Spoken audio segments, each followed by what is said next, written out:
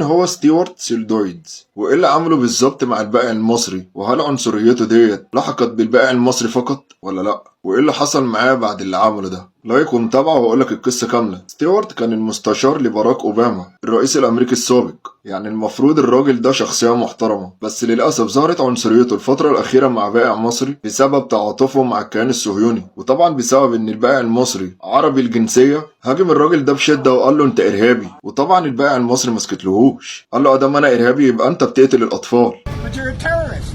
You support terrorism. Listen, go. I'm not support something. You do. You support terrorism. I'm not some. You Go. support I'm just killing working other here. children.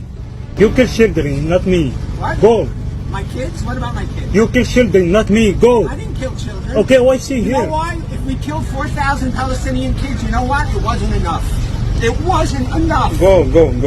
ودي ما كانتش المره الاولى او التانيه، ده كان كل يوم يعدي عليه ويقول له نفس الكلام، ومش بس كده، ده كان كمان بيهدده بالمخابرات المصريه، وللاسف ما كانش بيعمل كده مع البائع المصري ده بس، ده كان كمان بيهدد الدبلوماسيات الروسيات في مقر عملهم، بسبب طبعا الاحداث اللي بتدور بين روسيا واوكرانيا. والحمد لله تم اعتقال الراجل ده من الشرطه الامريكيه، حتى الشركه اللي هو بيشتغل معاها صفت شغله معاه بسبب العنصريه اللي هو كان فيها. بعد ما عرفت القصه ايه رايك في الراجل ده؟ عرفني في الكومنتات. سلام.